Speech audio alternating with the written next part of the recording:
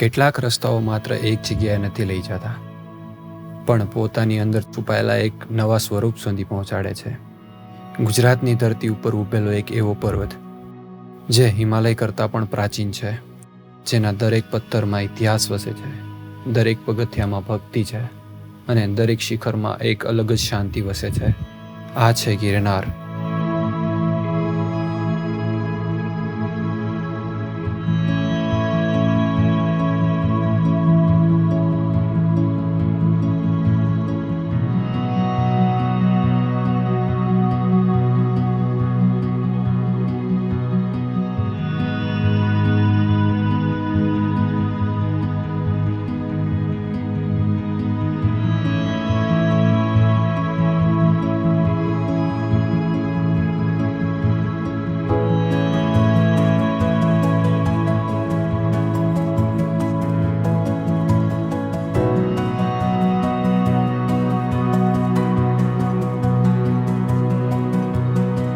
ગિરનારની તળેટીમાં આવેલું દામોદર કુંડ માત્ર એક તળાવ નથી, સદીઓથી શ્રદ્ધા અને સંસ્કારોનું કેન્દ્ર રહ્યું છે. ગિરનારની આ પવિત્ર ધરતીનો સંબંધ ગુજરાતના આદિકવિ ભક્ત નરસિંહ મહેતા સાથે પણ જોડાયેલો છે. કહેવાય છે કે તેઓ ગિરનારની આ તળેટીમાં સાધના અને ભક્તિમાં લીન રહેતા હતા. અહીંની શાંતિ, પ્રકૃતિ અને ભગવાન પ્રત્યેનો અતૂટ વિશ્વાસ તેમની રચનાઓમાં આજે પણ જીવંત અનુભવાય છે. કદાચ એટલા માટે જ ગિરનાર માત્ર પર્વત નથી, તે સંતો, ભક્તો અને સદીઓ જૂની સંસ્કૃતિની જીવંત ધરોહર છે.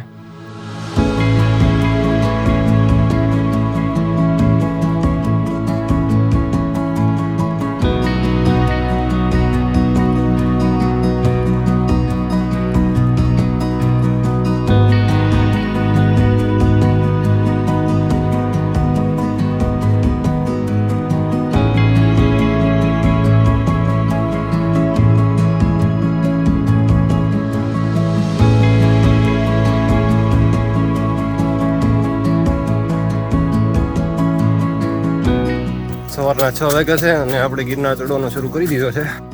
જોઈએ ઉપર કેટલા વાગે પહોંચીએ હવે.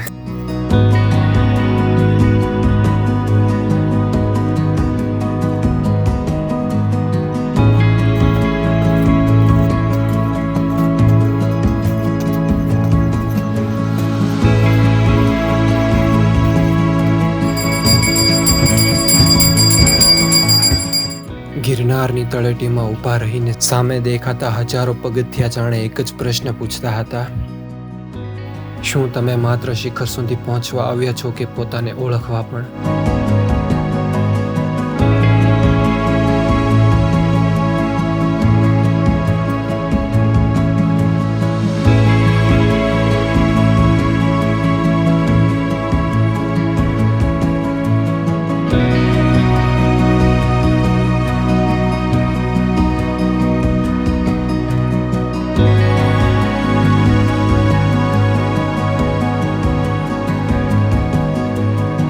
સફર હજુ આગળ વધી રહી હતી અને અચાનક આકાશે પોતાનો રંગ બદલી નાખ્યો. જ્યારે પ્રથમ વરસાદનું ટીપું પડ્યું ત્યારે સમજાયું કે આજે ગિરનારને પણ અમારી મુલાકાત યાદ રહી જશે. ભીના રસ્તાઓ વચ્ચે દરેક પગલું થોડુંક મુશ્કેલ હતું, પણ દરેક ક્ષણ પહેલા કરતાં વધુ સુંદર બની ગઈ હતી.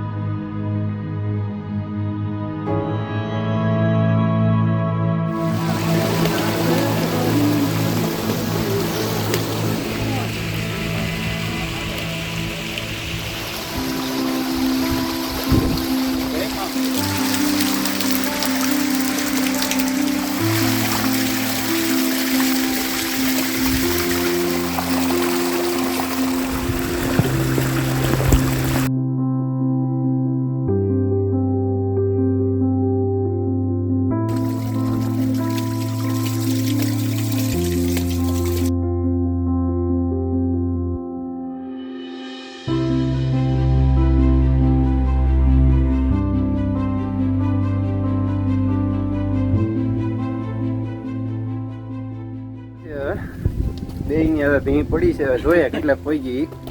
વિજયભાઈનું તો હવે પૂરું જ થઈ ગયું છે. વરસાદનું વાતાવરણ છે, બધી છે ધુમ્મસ.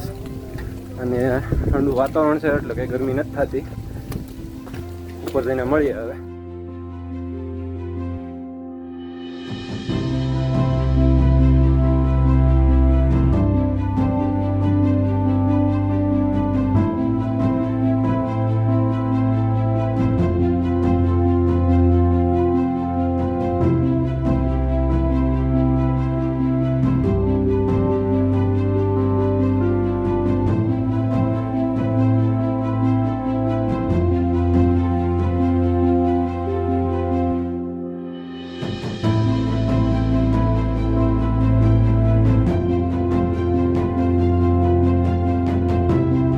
ગિરનારના શિખરો વચ્ચે આવેલું અંબાજી મંદિર સદીઓથી લાખો ભક્તોની આસ્થાનું કેન્દ્ર રહ્યું છે. વાદળોની વચ્ચે વસેલું આ મંદિર જાણે એવું લાગે છે કે આકાશ અને ધરતી માતા અંબાજીના ચરણોમાં એક થઈ ગયા હોય. અહીં પહોંચીને સમજાય છે કે કેટલીક જગ્યાઓ માત્ર જોવાની નથી હોતી પણ અનુભવવાની હોય છે. અંબાજીના દર્શન પછી સફર હજુ પૂરી થવાની નહોતી, કારણ કે ગિરનારનું સૌથી ઊંચું શિખર ગુરુ દત્તાત્રેયની પવિત્ર ભૂમિ હજુ અમારી રાહ જોઈ રહી હતી.